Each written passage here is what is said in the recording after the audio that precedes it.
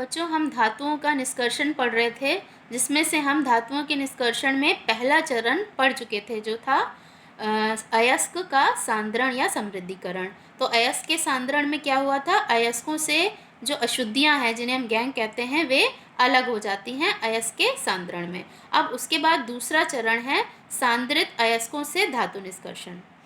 धातु निष्कर्षण का दूसरा चरण है सांद्रित अयस्कों से धातु निष्कर्षण। अयस्कों के सांद्रण के पश्चात जो अयस्क प्राप्त होता है उससे धातु का निष्कर्षण किया जाता है। यानी जो सांद्रित अयस्क हमें प्राप्त हुए सांद्रण की प्रक्रिया के बाद, उन अयस्कों से अब हम धातु प्राप्त करेंगे या धातु को निष्कर्षित करेंगे। तो सबसे पहले हम पढ़ेंगे सक्रियता श्रेणी में नीचे आने वाली धातुओं का निष्कर्षण।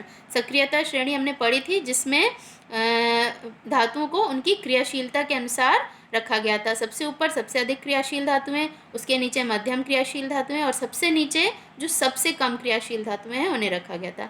तो सबसे पहले हम पढ़ रहे हैं सक्रियता श्रेणी में नीचे आने वाली धातुओं का निष्कर्षण। सक्रियता श्रेणी में नीचे आने वाली धातुएं जैसे मरकरी, गोल्ड, सिल्वर और कॉपर की क्रियाशीलता बहुत कम होती है। हम जानते हैं सबसे नीचे आने वाली धातुएं हैं तो सबसे कम क्रियाशील हैं। प्रकृति में इन धातुओं के प्राय सल्फाइड और ऑक्साइड पाए जाते हैं।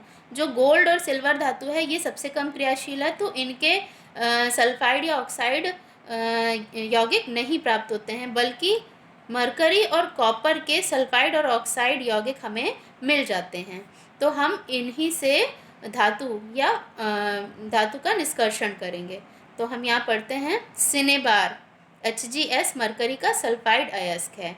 जो HgS है जिसे हम क्या कहते हैं, सिनेबार, ये मरकरी का सल्फाइड अयस्क है। देखिए इसमें सल्फर जुड़ा है, यानी ये सल्फाइड अयस्क है। इससे हम Hg या मरकरी को निष्कर्षित करेंगे।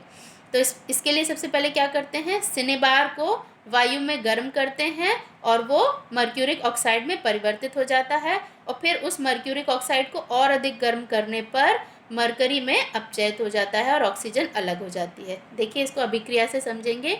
ये है सिनेबार HgS, जिसको हमने वायु में जो ऑक्सीजन है उसकी उपस्थिति में गर्म किया तो मर्क्यूरिक ऑक्साइड बन गया HgO। ये देखिए बन गया मर्क्यूरिक ऑक्साइड, और SO2 अलग हो गया, सल्फर डाइऑक्साइड अलग हो गया। अब ये जो मर्क्यूरिक ऑक्साइड प्राप्त हुआ इसको और अधिक गर्म करेंगे तो ये मरकरी में अपचयित हो जाएगा। देखिए HgO को हमने और अधिक गर्म किया तो Hg अलग हो गई और ऑक्सीजन अलग हो गई है। देखिए 2Hg और O2 ये अलग हो गया। तो इस प्रकार से हमने सिनेबार से मरकरी को निष्कर्षित कर लिया।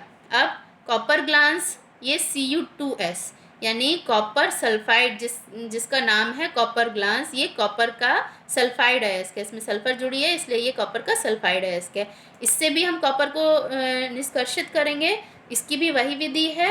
इसको पहले वायु में गर्म करेंगे, फिर और अधिक गर्म करेंगे तो कॉपर प्राप्त हो जाएगा। देखिए कॉपर ग्लांस को हमने वायु में गर्म किया, ऑक्सीजन के साथ गर्म किया, तो पहले बना कॉपर ऑक्साइड और सल्फर डाइऑक्साइड अलग हो गया।